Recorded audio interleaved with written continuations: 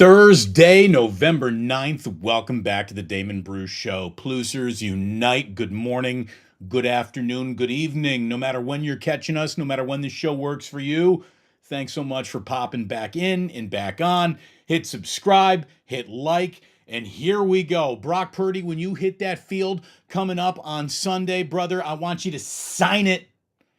I want a signature game from Brock Purdy. Is that too much to ask for? I mean, we've treated him with kid gloves. Training wheels, like, off now, right? It's time, baby. And if the 49ers get that signature game from Brock Purdy, I think it's the best way to beat the Jacksonville Jaguars. But beyond that, I mean, the infusion of confidence that would just ripple through this team in this locker room, and I think they need that. The Niners got to come out guns a-blazing here to start the second half march towards the playoffs that everyone at the beginning of this year with a 5-0 start felt promised, felt like it was gonna happen. 3 weeks of wavering defense and offense made everybody get a little nervous and start to reevaluate everything, right? But look, the Jaguars, as we said yesterday, this is a team that is beatable in its secondary. Brock, that's you, baby. That is you, Brock Purdy. They allowed 263.5 passing yards per game. That's the third most in football. Now, everything needs to be put in context to really understand the statistic. Well, the reason why the Jaguars do allow that many passing yards is because teams essentially give up even trying to run on them. They've got the third stingiest run defense in all of football, so it's a little skewed. It is a little skewed. It's not like how the Buccaneers or the Chargers passing numbers are skewed. Those are just teams that you can throw the ball on. I don't know if they're really shutting down the run either, but the Jaguars are excellent against the run. They allow fewer than 80 yards per game. And so for the 49ers, I think to find victory, they need to find it in the air down in Jacksonville, which means Brock Purdy, kid, sign this game. Put your signature on it. Get yourself back into the still way too early to have ridiculously poorly produced, didn't even put much imagination into it, Monday talk shows where they're going to be like, hey, you think Brock Purdy can be the MVP of the, that's where we were. Just get back there. It might be nonsense, but it's nonsense that just, again, installs confidence. Installs confidence. The 49ers need an infusion, team-wide confidence, and Brock going bonkers down in Jacksonville, I think will do it. Now, you better, because let me tell you, the other guy, that Trevor Lawrence, he is capable. He is capable of very big things, and we will get into how dangerous Jacksonville is and how their offense operates here in just a little bit. But before we get into the Jaguars' offense, let's start with the news about the 49ers' defense that we've got this week, and that is Steve Wilks is coming down from the heavens to save the day. Steve Wilks is coming down from the box. He is going to be calling plays defensively from the sideline. Oh, okay, great. All I can say, Steve, is that move better work because the next move doesn't involve going back up to the press box. The next move involves a cardboard box and a U-Haul truck. So we're already scratching at the last remaining things to get this Steve Wilks defense kind of working, right? Like that's sort of where we are here. Had there not been 3 games of completely inexplicable defensive failure, no one would give a rip where he's sitting or standing for these games. Like he could call games from the moon. If the 49ers defense was playing like it was in the first 5 weeks, no one would give a rip. No one would care where he is. No one. I've heard one of the things that has been talked about. I've seen it on Twitter and in chat rooms, and I've heard it on the radio. People are like, Steve is now going to be able to communicate better with players and get real-time on-the-field information from players coming up and talking to him, and that's got to help. Maybe. To me, the Steve Wilks's errors have not been made like once the game is underway and they make an adjustment to his plan and now they're going off and we need to readjust. The problem for Steve Wilks' defenses, I believe, have been the conceived game plan that was in place at the coin flip. Like there's no amount of players giving you feedback which should affect the first drive of the game. And that's where Steve Wilks has been letting this team down. I just think that his plans haven't been, they haven't been working against what he's seeing early. It feels like the 49ers 3 weeks in a row came out unprepared for the challenge at hand right in the beginning of the game. It's not like they were in control of the game and then it got away from them. That's not how these 3 losses have gone about. Like, oh, if only Steve had been down there to process some data that players really wanted to share with him, but they couldn't because they can only get to talk to him at halftime unless they jump on a headset. I really don't understand why there is so much, why the communication issues in football. Like, you know, why are we going through a collegiate sign stealing scandal when we've got all the technology to just have coaches talk to players right in their helmet? How come only 2-3 players are allowed this helmet? Why not have everybody in on the conversation?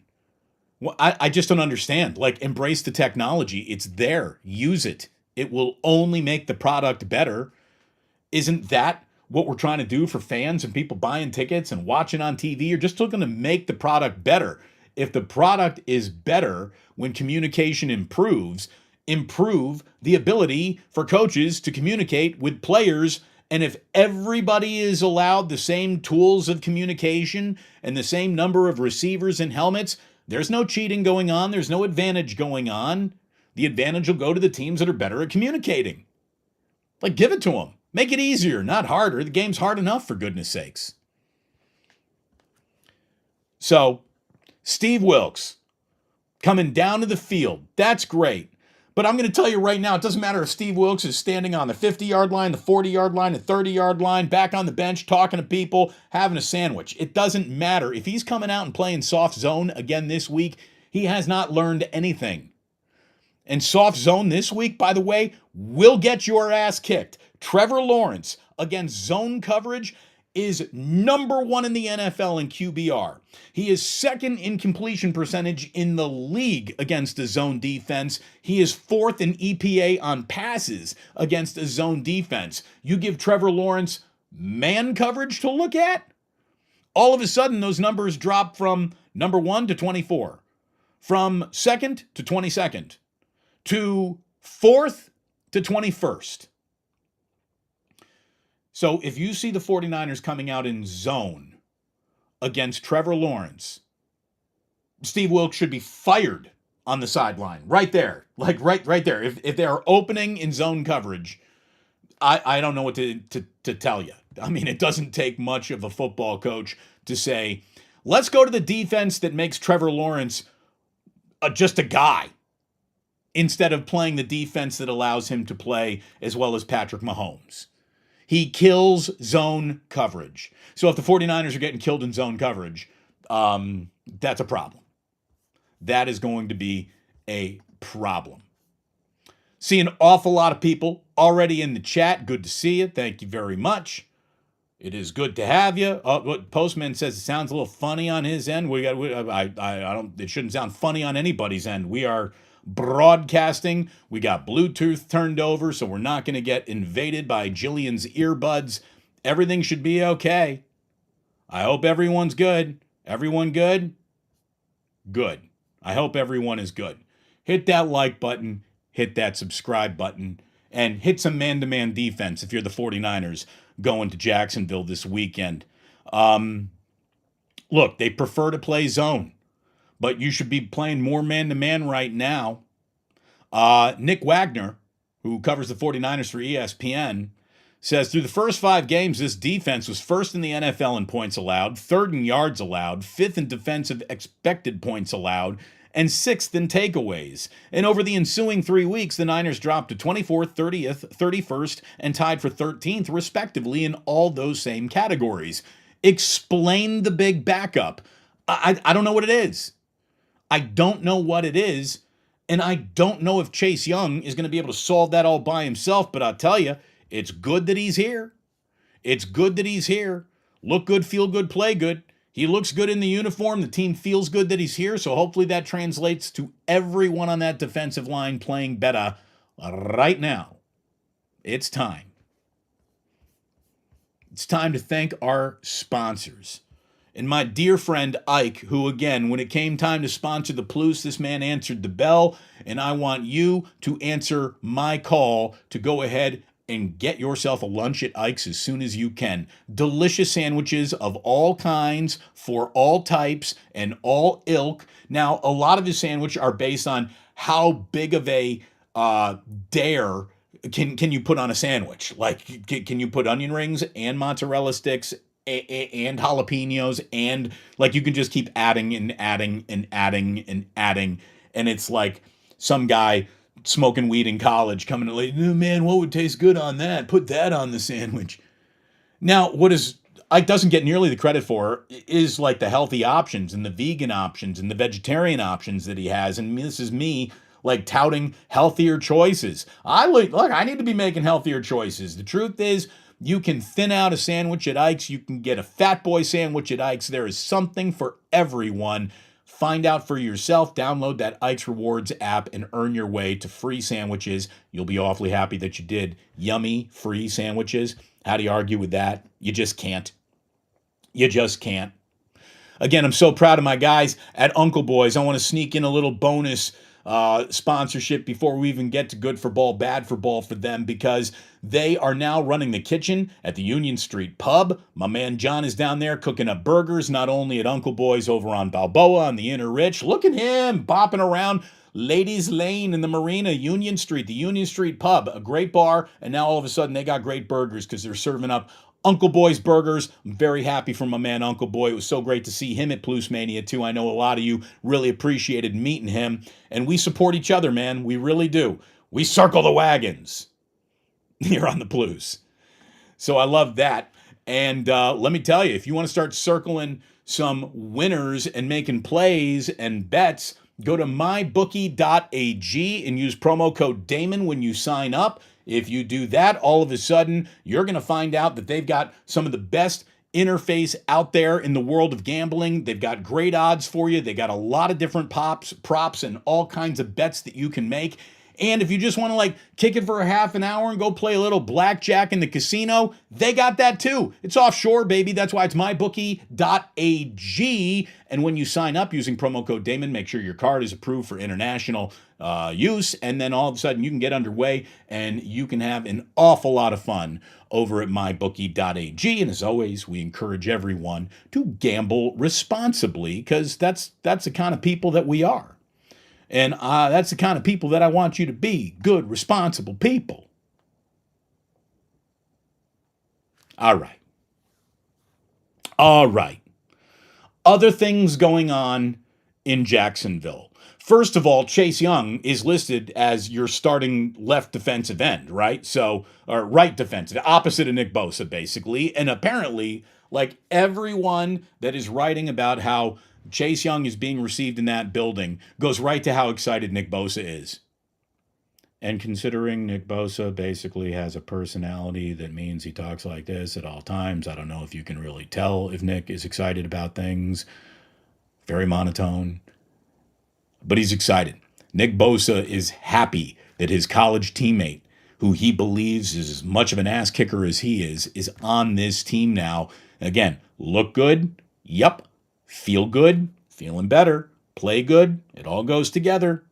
It all goes together. He's got his college buddy, and if that's what lights a fire under him, under this defensive line, the 49ers are a better football team right there and might even whisper dominance back into the NFL. That's who they were in the first 5 weeks. Again, it wasn't that they had a 3-game losing streak.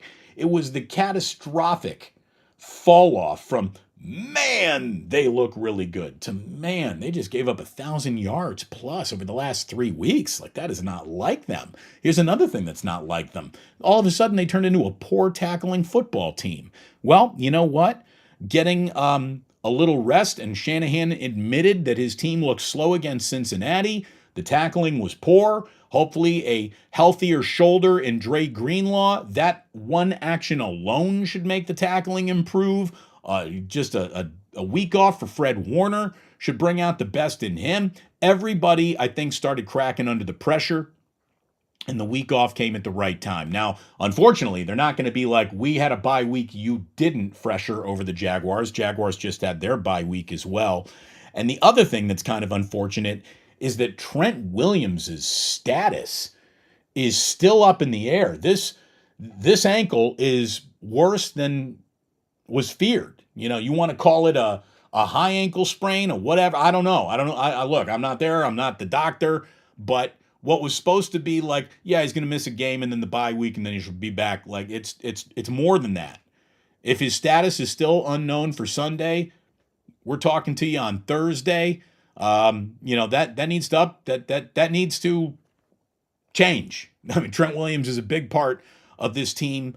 And when I think of other things that need to change is, Jordan Mason's got to be more incorporated, not only for the depth, not only for the player that I think he can be for this team, but also just to preserve and protect Christian McCaffrey from overexposure. Mooney Ward, again, you're the starting corner, man.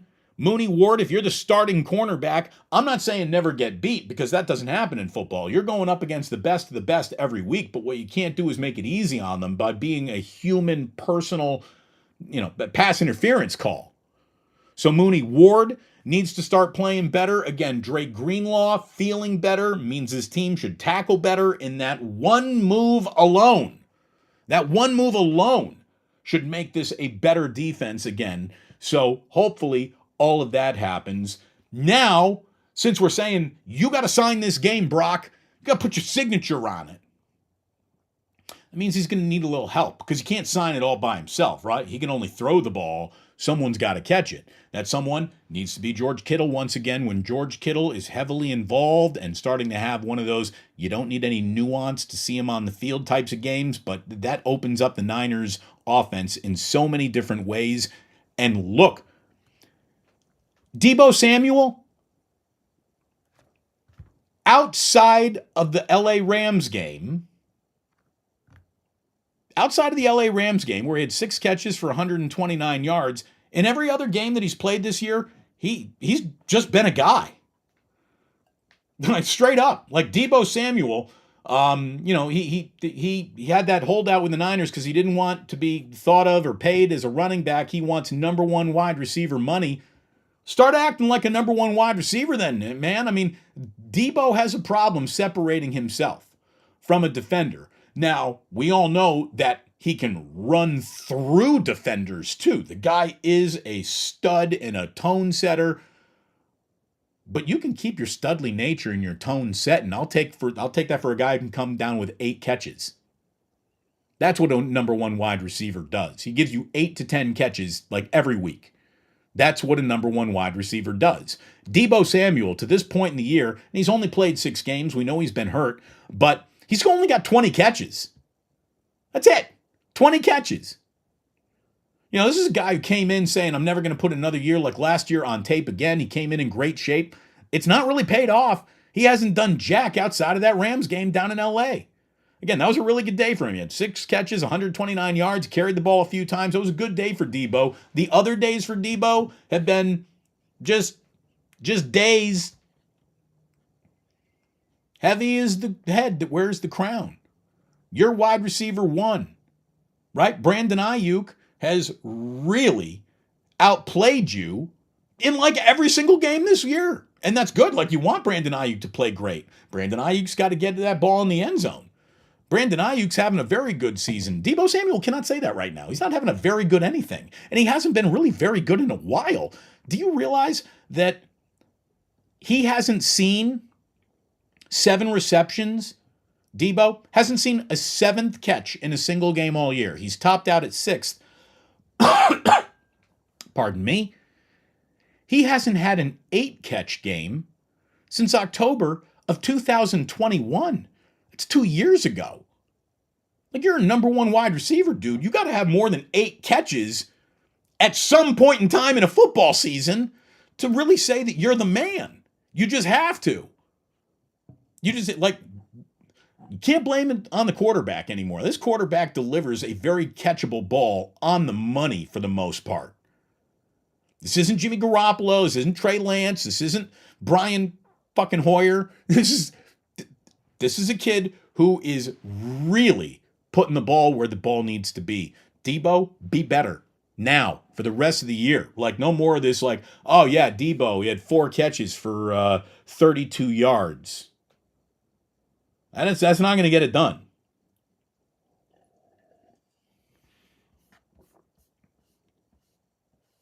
It's funny, the Jaguars offense, in many ways, it's Niner-ish in terms of how it's conceived. Look, Trevor Lawrence,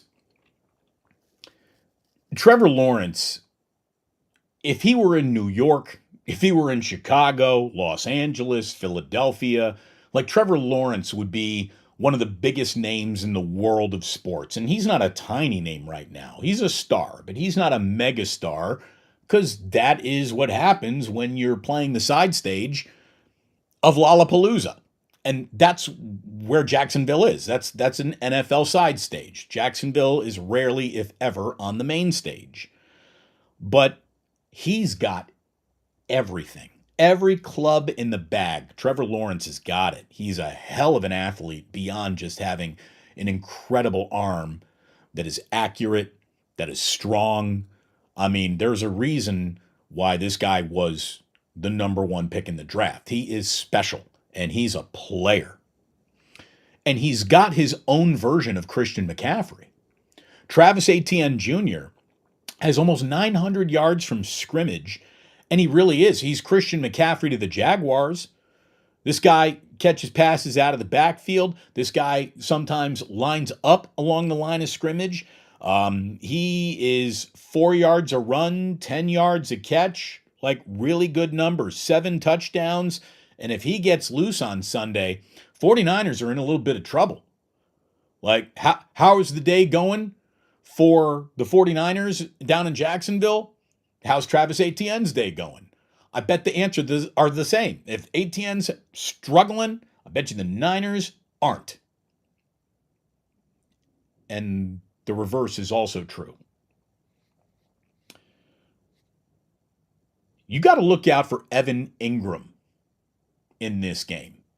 Evan Ingram doesn't have a touchdown, but what he does have are 51 catches as the preferred target.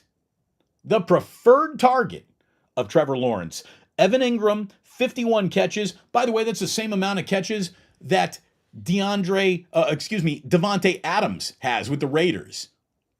Like, this guy catches balls like a wide receiver. He's also, by the way, he's played one more game, Davante Adams has, than Evan Ingram.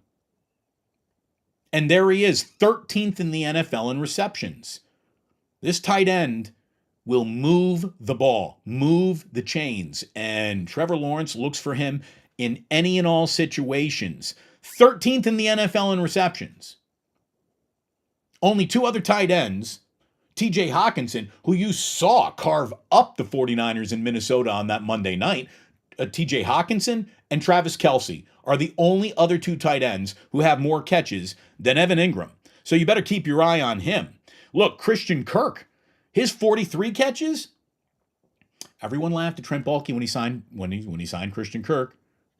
Paid him too much money. He's not ready to be that guy. Well, guess what? Christian Kirk is one of the best signings of Trent Baalke's run as a general manager. I don't care what team he's been GMing for. Christian Kirk has really paid off. His 43 catches, by the way, would lead the 49ers in receptions. He's a burner with hands. I really like him. You know, we wrote his name down, we put it in an envelope, and Christian Kirk, that's the guy. He can play. He can play. You got Calvin Ridley on the other side. He is fitting very well into his first season with Trevor Lawrence. And I'll tell you, Zay Jones, who is questionable in this game, he's been hurt all year. If he shows up to give you a little bit of a problem, and I did check yesterday, I think he was a limited participant in practice, so I don't know if he's even out there on Sunday. But Jaguars got talent and balance. They got talent, they got balance, they got speed on speed. So this ain't going to be easy for the 49ers. Now, if Christian McCaffrey just decides like, oh, by the way, I'm just going to go off and I'm going to set the NFL record for consecutive games, touchdowns, and just I'm going to keep on doing this and you're going to see me like pop for 5 yards a carry again. It's going to get a lot easier on the 49ers, but I really think this game is on Brock in so many ways. He has got to outplay Trevor Lawrence, which is a big ask. It's a big ask, but he's got the prep to do it. He's got the mind to do it. He's got the talent to do it. He's got the coach that's going to allow him and put him in position to do it. He needs his players and his teammates to make the plays. No more ball off the face mask. No more, his hands were on it, but he just didn't come down with it. Make plays. You're going to need more than 21 to beat the Jaguars. I think you got to score at least 4 touchdowns in this game. It's 28 points, bare minimum to win. That's what I think. These teams are going to come out humming after bye weeks. I'm ready. Are you feeling it? I'm feeling it.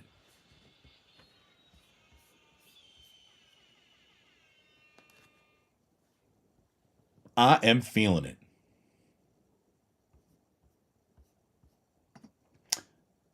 Couple of just chats popping up here saying Tiger Tank. I think it's more of a Wilks problem than a communication issue. It might be. That's what I fear as well. Again, I don't care if he's calling defensive plays from a sandals in Jamaica. I don't care. I don't care.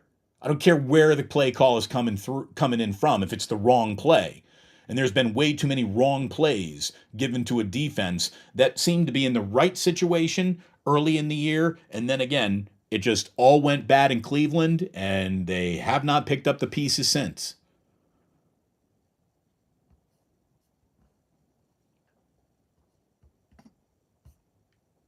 Annan X. I made it in. Kicking live. Thank you very much. I appreciate it.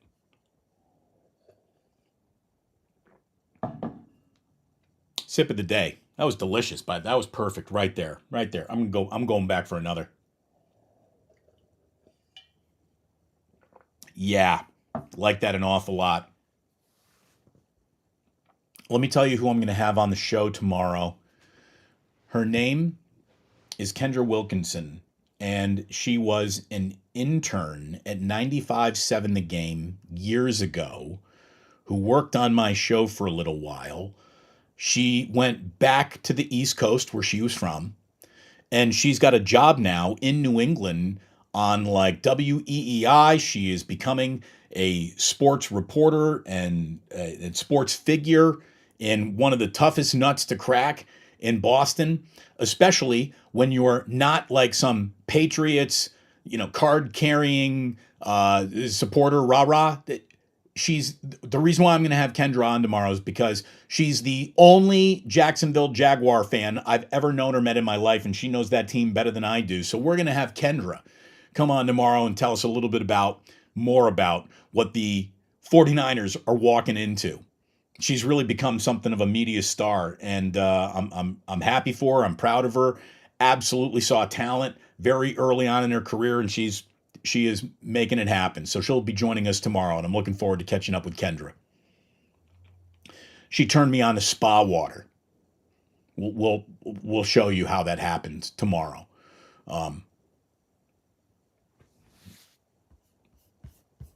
Good audio. Everything sounds good. This is what I want to hear. Thank you, Ranger 49. Good audio. Thank you very much. 49er Ultimate Report. Thank you very much.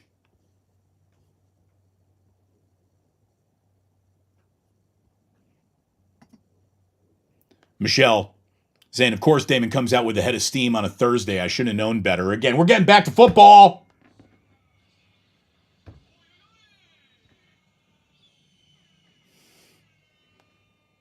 Again, it's been a little bit of a lull during the bye week, right? A little bit of a lull. It's time, baby. Here we go. Here we go. We're getting back to it. I hope you plan on joining me on Sunday about what? 1:15, 1:20, 1:30 when the 49ers and Jaguars are at the 2-minute warning, whenever that is. The most aggressive post-game show on the planet begins while the game is still going on. Join me right here on the Plus for 49er Jaguar post-game while the game's still going on. We fear nothing. We fear nothing. All right. We will get back to all the good people talking in the chat right now. We got a Club Plus coming up, of course. I like this right here, though, from Will saying, Ike is dope. Had it when work, bought lunch. Yeah, man. Dude, Ike sandwiches are the truth. And you know, I think that's why we make perfect partners. The show is the truth. Ike's is the truth. MyBookie.ag. It's the true. Check it out. Check it out. We got T from the 203. He's been missing for the last couple days, but he wants everyone to know that MyBookie.ag, over the one sportsbook app down in Florida. Again, that's a thing. Doesn't matter if they haven't allowed gambling in your state. It's offshore, baby. We're going out in international waters. No laws where we're going. So, what I wanted to have happen is exactly what happened. I wanted to come out with a strong 30 minutes on the Niners. And I believe that has been accomplished. It's just time, kids. It's time. Here it is. You know, the second half of the season opens in Jacksonville. You don't want to trip in the opener of the second half of your season. It's a big game, man. It really is. It's a big fucking football game. And you can downplay it and say, well, you know, even if they lose, there's still 8 games coming. And that's all true. There's eight more games coming whether you win or lose. How those 8 games feel, how you feel like you're getting ready for them, pivots greatly on the results of this Jacksonville game. Look, Jacksonville is an absolute AFC contender. You want to be an NFC contender? Take out an AFC contender. Why not? Want to talk some Warriors basketball. First of all, last night's game. Disappointing that they lost for sure. But boy, they, you know, look, the Warriors are way past, you know, what you know, feel good losses. It's not what they're in they've graduated. There's no feel good losses for the Golden State Warriors. But I'll tell you, they brought the champs to the brink last night. And they did it without 2 of their most important defensive pieces even playing in Draymond Green and Gary Payton II, neither available. And, you know, Jamal Murray didn't play either. And I brought this up last night, and they were like, well, you know, the Warriors, you know, making excuses. Nuggets didn't have Jamal Murray. All right. You know, and Jamal Murray's a stud. I got a lot of respect for him. I think he's a hell of a player, and he absolutely makes the Nuggets better. I don't think there is a worse position to be in the NBA this year than the best low-post defender you have isn't there to play against Nikola Jokic. I mean, you can't be more in Dutch than in that one move alone. Who's your best low-post defender? Well, he's not playing tonight. Who are you playing against? A center that is unstoppable. Well, good luck with that. I mean, Jokic really is one of those, you do not stop him. You only hope to slow him down. You only hope to contain him. I'm not here to make excuses. Again, the Warriors are a lot better than anyone to make excuses, okay?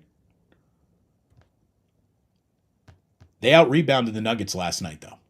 And I do like seeing that. They out-rebounded the Nuggets last night. This was an 8th night in a different city, including a stop back at Chase Center for the Klay Thompson game winner. They played well enough to win in so many different ways in Denver. Did they get jobbed on a goaltend call while the same action that was a goaltend not called was then called on Trayce Jackson-Davis down on the other end of the court on consecutive trips? I mean, we're talking about no goaltending over here, but goaltending over here, and it's the exact same play. It's the exact same play. If I may quote Bob Fitzgerald, I'm sure he said it at the time, that's a 4-point swing. That's a 4-point swing. That would have made a difference in that game last night. I love that the Warriors only had 2 second half turnovers when they need to get right, when they need to value the ball. They did that. And that Denver bench has been rebuilt and revamped and is very good. And the Warriors bench last night outscored Denver's bench by 30 points. Again, had guys been able to knock down some shots, the Warriors win that game. I'm looking at you, Klay Thompson, and boy, I'm looking at you, Andrew Wiggins. We're going to get to you, but I'm also looking at you, Dario Saric. Couple more shots go down, the Warriors win that game. Again, had Draymond played, it feels like it turns last night's loss into a win. Less slop in the first quarter, not having a hole to dig out of, I think turns last night's loss into a win. More Jonathan Kuminga, I think, turns last night's loss into a win. And less Andrew Wiggins, I think, turns last night's loss into a win. It was a disappointing ending, but it was also an entertaining, very interesting, weird, fun game. And look, there's not a lot of Warrior defeats that you walk away from going like, yeah. That's kind of how I felt about that, though, last night. Like, I really thought, like, are we looking at a Western Conference Finals preview? That could happen. Like, that could happen. The Warriors are moving out of the neighborhood of interesting and starting to drift into the neighborhood of fascinating. Like, it's kind of fascinating how this is coming about. And, the second unit is getting the team back into games. It's not the first unit. It's the first unit that's kind of playing the team out of games. And it's Chris Paul and Co. and Moody and Kuminga. And if you don't mind me saying, look, you can feel Trayce Jackson-Davis earning the trust and confidence of his coaching staff and his teammate up by the trip up and down the court, right? Like, did I not tell you about Trayce? Did I not? Hold on.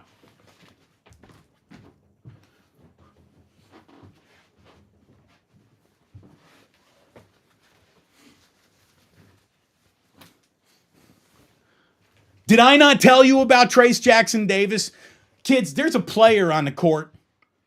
There's a player on the court, and he's going to turn into a better player the more you put him on the court. Here is a rookie playing like his 4th, 5th game as a pro, and he is out there more than holding his own against Jokic, as much as you're allowed to hold your own against Jokic, right? Little lob pass from Curry. Mama Chewbacca. Dude, I'm telling you, who told you? Have you? And here's the thing, well, Damon, he's an IU player. Obviously, you're going to gas him up. Did you ever hear me talk about any other IU player? Did you hear me talk about OG Anunoby like this? Did you hear me talk about Victor Oladipo like a little bit? I did. I told you Victor Oladipo was going to be a player, had he not been injured. He still would be. But you don't hear me talking about other players. Do you hear me telling you what Jalen Hood-Schifino is about to become? For the Lakers, I don't know yet, but I knew what I saw in Trayce Jackson-Davis. Like, don't tell me that a fundamentally sound guy who plays hard and rebounds to the best of his abilities and contends shots and plays defense, like that translates. There are some things in basketball that I hope will forever be universal. Playing hard, playing smart, finding the angles, the right footwork. All this stuff matters. He's got that stuff. I seriously hope he is earning, really, really earning more and more playing time. And where do you find it for him? You find it for him by sending a message to Andrew Wiggins. Look, this is a bad start for Andrew Wiggins. There's just no pretending it isn't. There's no pretending. This is a bad start for Andrew Wiggins. You can't have some 4.1 rebound half and be Andrew Wiggins. That's like, there's so much that goes on the basketball court that I think I know and I think that I understand. Like, I actually think that I could talk X's and O's with a basketball player, a professional basketball player. My God, I was sitting next to Bill Cartwright the other night at a Hilltop event, and I'm talking basketball with Bill Cartwright. And in the middle of the conversation, he was like, you know ball a little bit. Bill Cartwright's got that voice. He's like, you know ball. And that's like the greatest compliment you can get. Like, I'm like, wow, Bill, thank you. Can I get that on tape? Truth is, I'm sure Bill Cartwright was just being nice. Bill Cartwright was being nice to the guy that he was sitting next to, who was emceeing the event he was attending. You try to sit around and talk basketball with anyone who has really, really played in the NBA, you're going to find yourself just with nothing to say quickly. Like, there is a language that is happening at the professional level of sports that you, nor I, nor any sports talk host really knows. Like, I'll give Greg Papa an awful lot of credit. He tries to throw more coaching jargon and football language into what he's saying, and he might understand it a little bit better, but he is just parroting shit more than he really knows it. What I do understand is effort. What I do understand is body language. And I'm telling you right now, Andrew Wiggins leads the NBA in terrible body language. His hands are on his hips.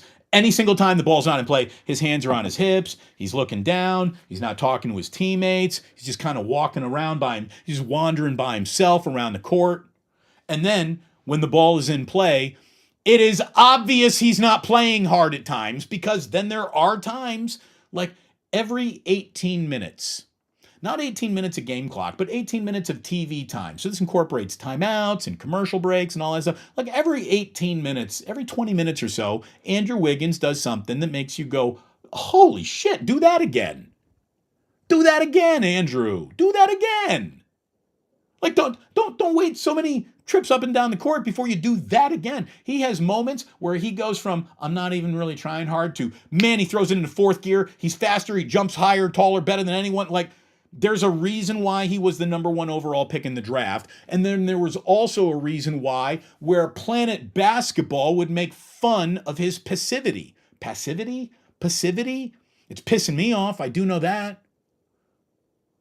I mean, Andrew Wiggins, at times, is drifting into either a parody of himself or an impression of the guy that got traded out of Minnesota. I mean, there's a reason why everyone in Minnesota was like, we're done with you, dude. We're done. You ain't even trying hard.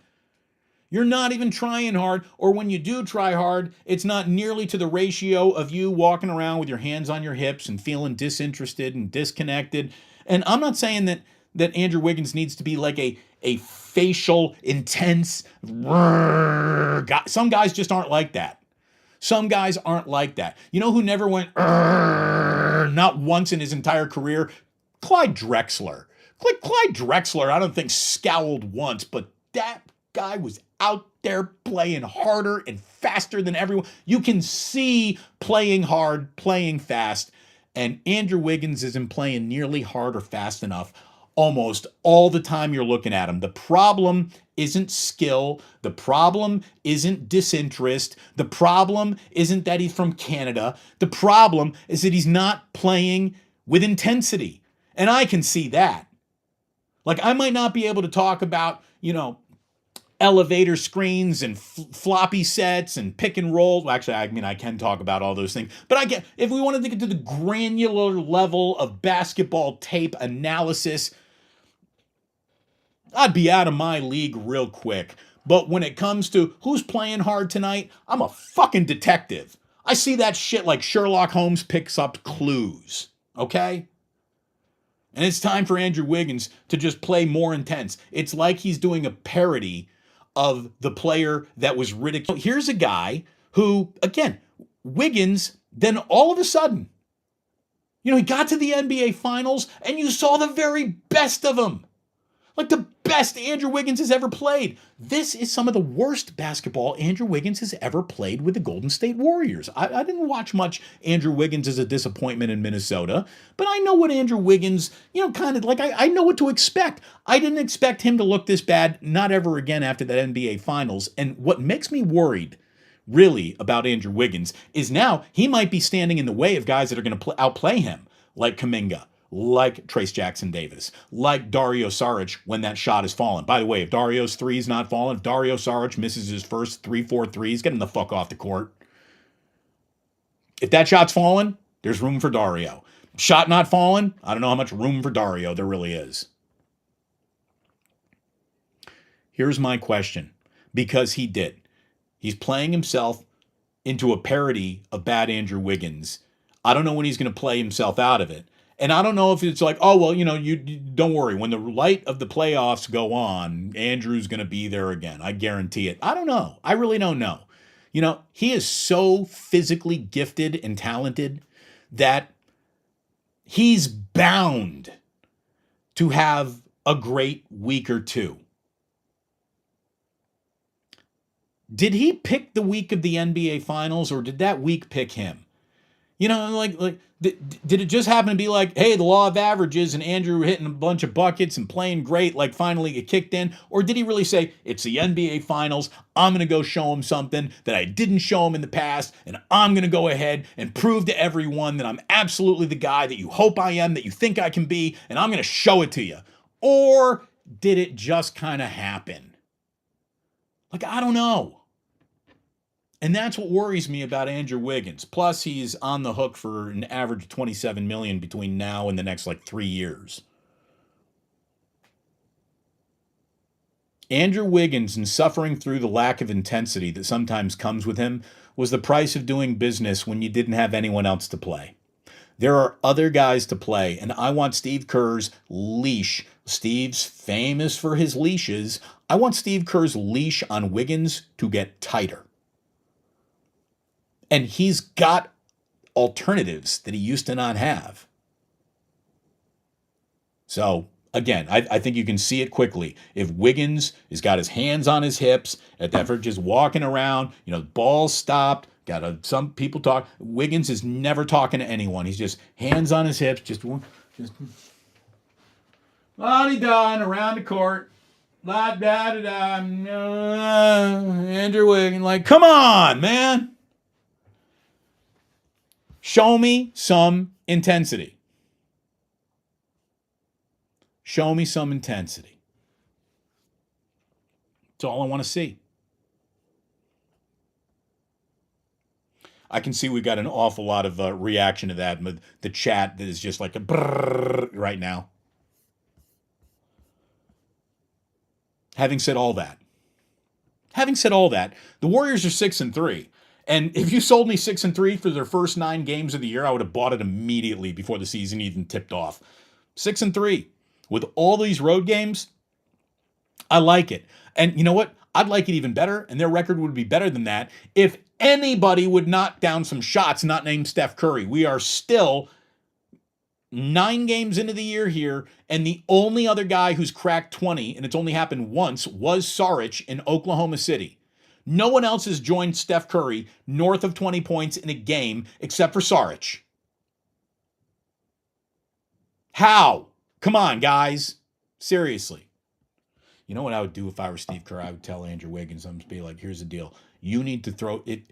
If you take a 3 before you attack the rack, I'm sitting your ass.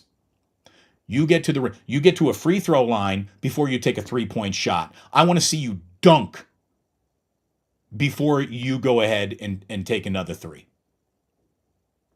He's just been terrible from downtown. And I think one of the hallmarks of a lack of intensity is just settling for this easy 3 instead of trying to go and do something at the rim. Get to the rim. More Jonathan Kuminga. There you go. There's my official announcement. Give me more Kuminga. This isn't even me stumping for Trayce Jackson-Davis. Get me more Jonathan Kuminga. You want to talk about playing with some intensity, trying to make something happen at a speed that no one else is trying to play at? Get me more Kuminga. Please. Pretty please. With a cherry on top. Ooh, here's a little cherry on top. Cherry on top of your NBA news. James Harden, I saw this from Monty Poole last night. James Harden is a Clipper, and guess what? They haven't cracked 100 since James Harden's become a Clipper. They look clunky, and they've had back-to-back losses against the Knicks and the Nets, and you know Nets fans love that. James Harden was minus 18 against the New York Nets. He was minus 15 against Brooklyn. In 2 games, he scored 29 points with 11 rebounds, 11 assists, 7 turnovers, and in these games, he's had as teammates Kawhi Leonard, Paul George, and Russell Westbrook. I want James Harden to fail so miserably. I'm tired of him. I'm tired of him being a lousy teammate. I'm tired of him dictating NBA fortunes. It's just, he is an unwelcome house guest as far as I'm concerned at this point. And I hope the Clippers totally regret ever adding that cancer to winning anything to their lineup.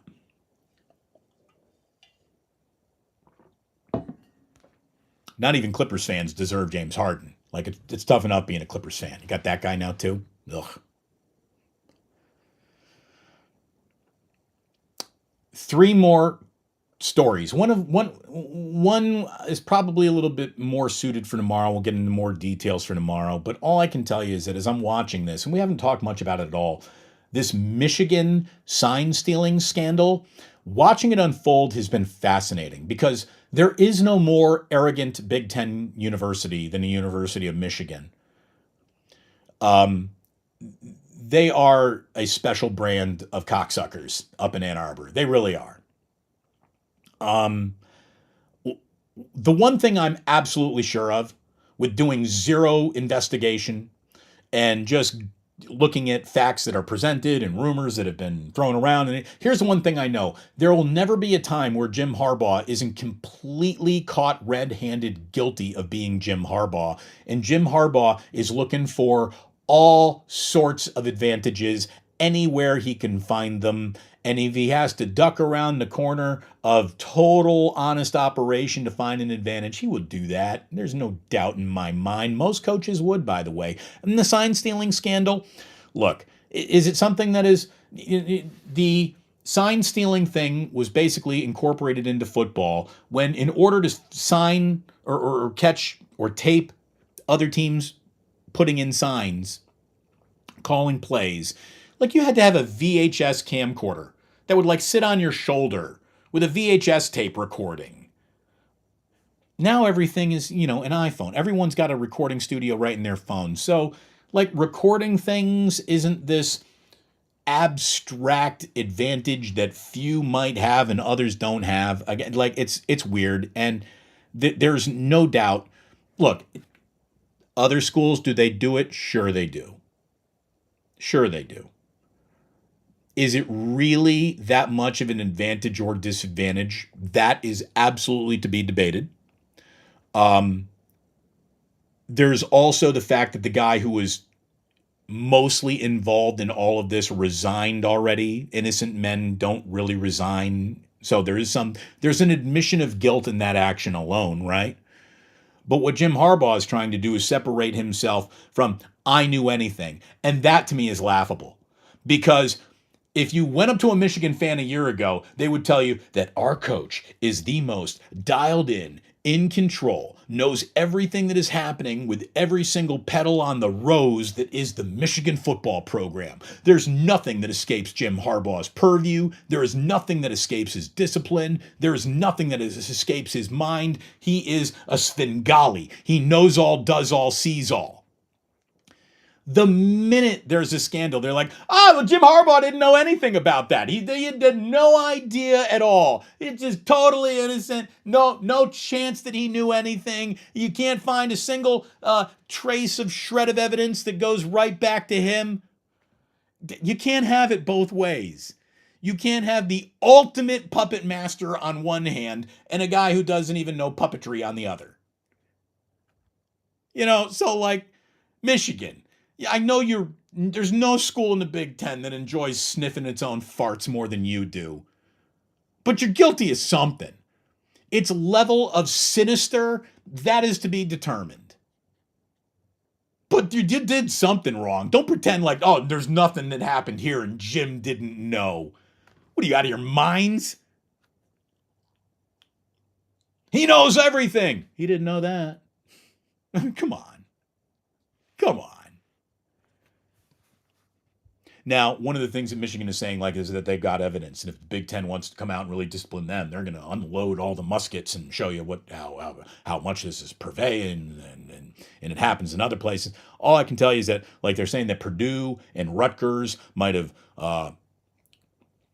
allowed some information to pass back and forth about picking up other teams, because coaches from other teams talk and this, that, the other thing. And they're saying that is, there's a little bit of a difference here. And it was best described, I saw, by someone in the chat room saying that, basically, what Rutgers and Purdue and maybe another school or two might be guilty of is taking a test in third period and then talking about it and telling what someone who might take a test in fifth period might do.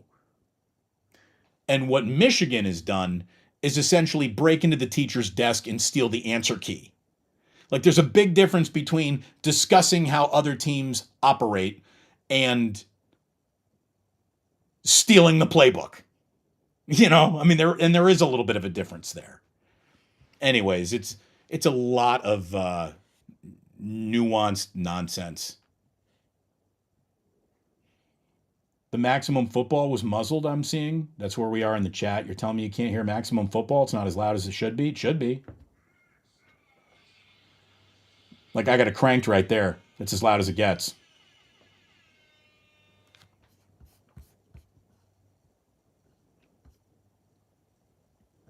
Nothing on Maximum Football. Oh, no. Coming in really quiet. All right. Hold on. Oh, we'll worry about that more tomorrow, I guess.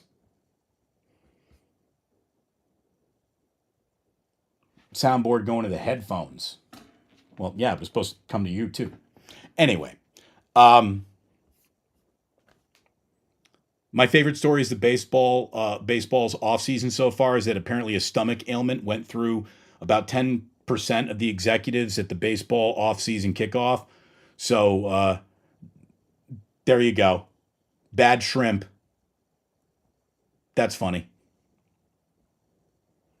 And now before we get into Club Plus, I have your Are You Ready to Feel Old update. Are you ready to feel old right now? Because I got something to share with you. Today, November 9th, in 1993, two very important albums came out. The third studio album by A Tribe Called Quest, Midnight Marauders, was released 30 years ago today, as was Enter the Wu-Tang 36 Chambers, Wu-Tang Clan's first studio album, 30 years ago today. 30 years ago. 30 years! By the way, put on either one of those albums right now. It's better than anything Drake has ever done in his life. Better than anything, what about Kanye? Or better than anything Jay-Z's ever done. I mean, come on, dude. We're talking about one of the most sonically pleasing, bordering on Sgt. Pepper's level of creativity in Midnight Marauders, and then Enter the 36 Chambers is one of the most hardcore, not fucking around rap albums of all time. Raw, with no trivia. We're like cocaine straight from Bolivia. Oh, great albums. I'm also proud to let you know that my son thinks chickens are hysterical. Jack thinks chickens are, it's why he dressed me as a chicken for Halloween. I played him Scenario by A Tribe Called Quest, and he'll lean over to me and say, "Row, row, like a dungeon dragon." Like he is picking up the Busta Rhymes appearance on Scenario. He loves the chickadee choco, the chocolate chicken, the rear cock diesel butt cheeks. They were kicking. Again, chicken and butt cheeks. He's 4 years old. He thinks these things are hysterical. So there you go. I'm raising my son well. He's getting into A Tribe Called Quest and Busta Rhymes and chickadee choco, the chocolate chicken. Butt cheeks, they were kicking. Thank you so much for tuning in today. Again, tomorrow we're going to have Kendra Middleton join us. She is a Jaguars expert, the only Jaguar expert or fan I ever know or met. Larry Kruger and I are going to have a 49er wake-up for you on Monday. I hope you plan on joining me at the 2-minute warning of 49ers and Jaguars this coming Sunday. We'll have a great show for you tomorrow. I thank you for being a part of this one today. You are the best. The best community, seriously. I hope you watched that Plus Mania 2 Electric Boogaloo video that dropped yesterday. If you haven't, please check it out. Give that a like. Give it some love. Give this bad boy a like, some love. Spread the gospel, if you will, please. It would mean an awful lot. Share this channel. Show it to your friends. Ask them to subscribe. Let's get rolling. Let's get rolling. 10,000 subscribers by the end of the year. I want it. Help me get it. Thank you very much for tuning in. And please do remember that sports don't build character. They reveal it. And like that, he's gone.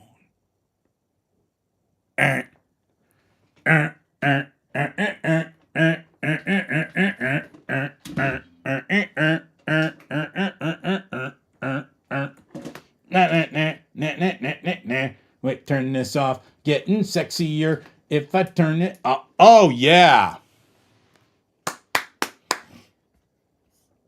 All right. By the way, new glasses. What do you think of the new glasses? Finally picked these up. I can see a little bit better. I've even got some computer glasses that are coming because these are like I got bifocals, right? Like when I look down, I can read better than when I'm just looking straight ahead. Basically, computer glasses are bifocals, but just looking straight ahead. So I'm gonna be wearing these for a day or two, and then I'm gonna have the show glasses. That will make me even better in the chat when we get there. All right. What do we got over here? Boy, I'm sorry if I missed any one of these until right now, but look at San Bruno Mike. Cha-ching! Thank you very much for the super chat, Mike. TJD, it's official. No more Santa Cruz for that guy. No more. There's nothing for him to learn down in Santa Cruz. Okay? Nothing.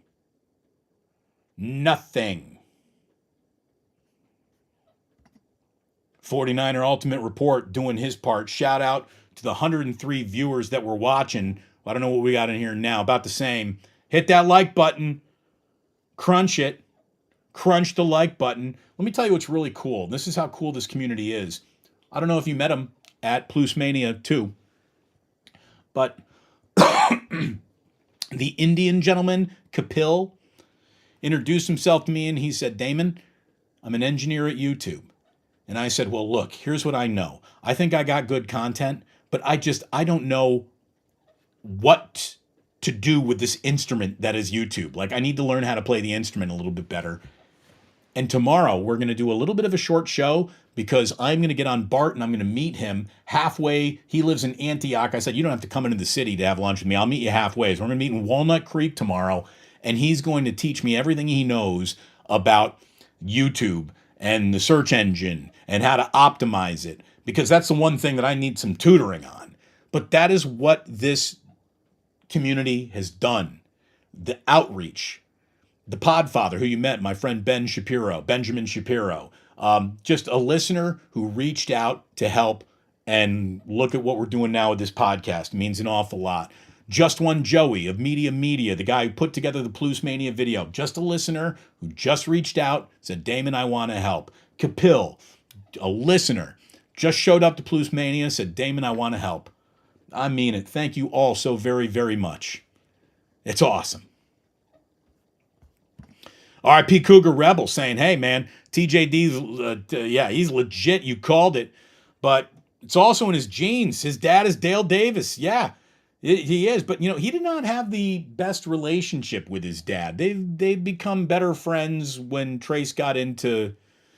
there's a reason why he took the name Jackson for Jackson Davis, because his stepfather has played a huge role in his life. But yeah, no, it's in the genes.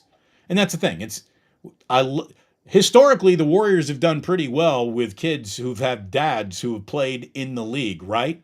Ask Steph Curry, ask Klay Thompson, ask Gary Payton II, ask Trayce Jackson Davis. They got some legacies.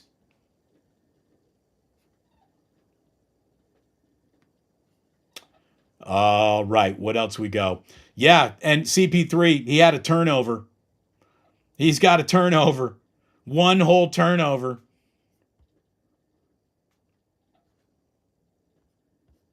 Shout out Greg Papa. Touchdown, Otis Berg. Touchdown. The A gap. A lot of A gaps. Relocators. Again, a lot of jargon there. A lot of jargon. Chef A. She's like, come on. Really? Like, what the fuck is happening with him? That's the thing. I know what he's not playing great tonight, Andrew Wiggins looks like. This is the worst he has played since joining the Warriors. The beginning of this year, it's the worst Andrew Wiggins has looked. Smiley Dan. He's giving that Kelly Oubre effort out there.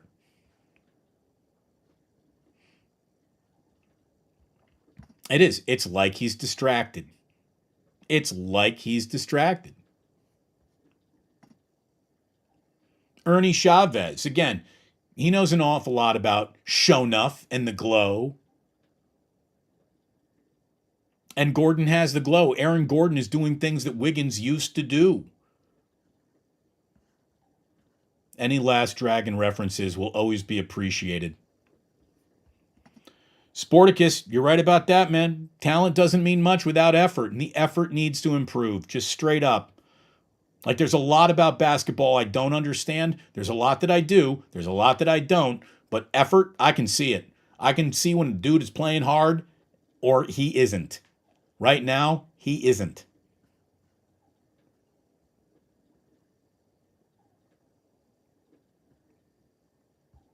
R.I.P. Cougar Rebel asked the question, did the Warriors make the mistake by extending Wiggins? If he keeps playing like this, yeah. Yeah. I mean, you just got to go ahead and play harder. I mean, I don't know. How do you do that? How do you coach that out of him? I mean, this is what Steve Kerr has to think about at night when he's laying around in his hotel room. How do I get a guy who's been kissed on the forehead by basketball God with physical talent, just get him to play harder? How do you do that? I don't know how you do that. Like, I really thought that what we saw out of Wiggins, really thought what we saw out of him in the NBA Finals would be the Wiggins that you were going to get going forward. Hasn't happened.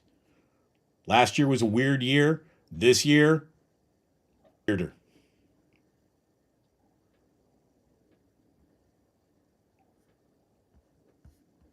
When it comes to the Harbaugh cheating scandal, straight up, you ain't cheating, you ain't trying. Again, there's a part of that I will give him. Like, I will give him the grace of he's not doing anything that is so abstractly cheating that you can say, well, it's only them, it's no one else. But you're the ones who got caught. You're the ones who've had a dude resign. You're the ones who were letting a guy making about $40,000 a year spend about the same in travel and in tickets purchases. And you're just dumb enough to be caught with your hand in the cookie jar. I'm also, I believe that Jerry Tarkanian's famous, 9 out of 10 teams are cheating a little and the team that isn't is in last place. Like, there's a lot of truth to that too.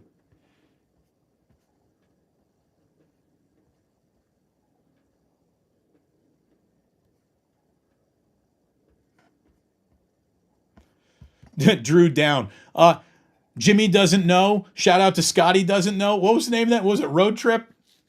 What was the name of that movie? That was a funny movie. It was a funny movie. You got a Matt Damon cameo there singing Scotty Doesn't Know.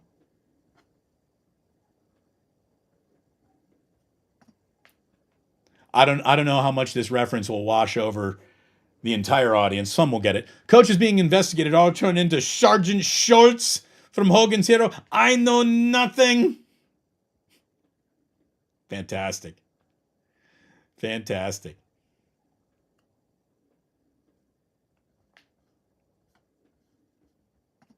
Oh, are we seriously? Like, we got I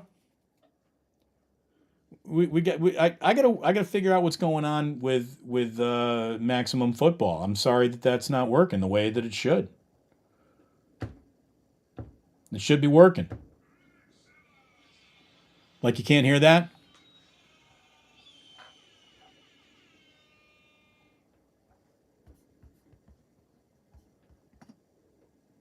More work for Jillian. Maybe it was. Maybe Ray Ratto. Damon, maybe you got to plug something in. Maybe that, I don't know. I got to figure it out. Kim Schaefer. Yo, plug it in. Thank you, Kim. Thank you. It's the truth. It's amazing how often the unplug it, plug it back in really works. Wu-Tang, see, we've reached the we all feel old portion. We all feel old, don't we? Nathaniel Richards, I feel old for that. Straight up, 30 years ago. Listen to Midnight Marauders in its entirety. I'm not even saying that I think that Midnight Marauders is the best Tribe Called Quest album, nor am I saying that it is the best rap album ever. But what I would say is it is as good a listen to the whole thing, like the whole thing through, if every track on an album and how it's rolled out the entire way through, it's about as perfect of an album as you can get.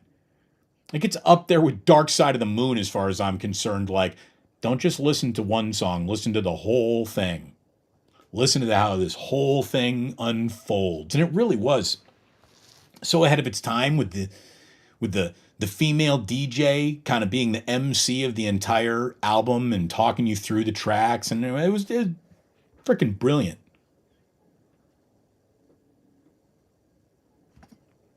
Dollar bills, y'all. Oh, yeah, by the way, how about Ron Washington? Ron Washington is going to go over and he's managing the Angels. It's got to be great to get there right when they're trading or getting rid of Shohei Ohtani. Congratulations, Ron. I've always liked Ron Washington. That's what I'm talking about. Dirty Rice saying I'm definitely going to play Tribe all day today. Yeah, just put Midnight Marauders on, press play, let the whole thing rip. Smiley Dan, you are right about this. I do like my rap a little militant. Always have. Bust to bust. That's what I'm talking about. Mick, thank you. That's what I'm talking about. Jack's going to have a fabulous musical vocabulary. He really is. There's no doubt. Oh, no. Leslie's calling. She's like, we got minimum football today. That's not good. I mean, if the maximum football button's not working, that just can't be a good sign for the Niners or anyone.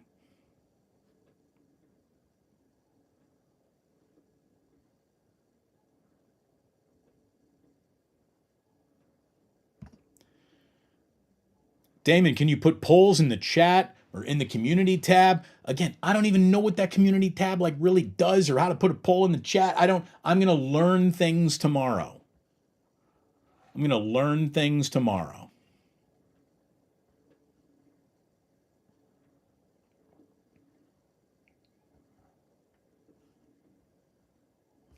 Leslie is right, though. Yes. Butt cheeks and chickens, they are pretty funny.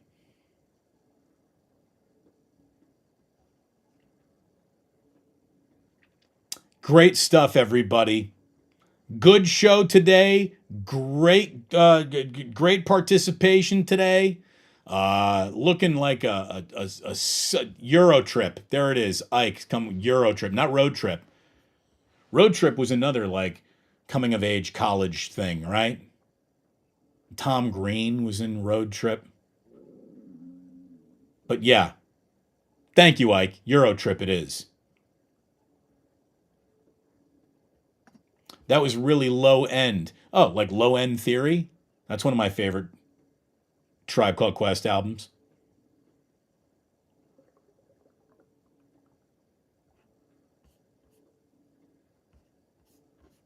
Wait, did my audio not get set up today correctly? Audio? No, audio's no, it's being pushed through the Roadcaster. It's being pushed through the fancy thing.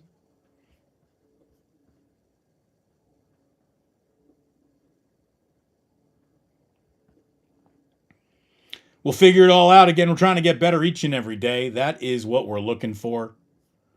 Uh-oh, Michelle, bad omen. Bad omen. I hope not. I certainly hope not. Tap that mic.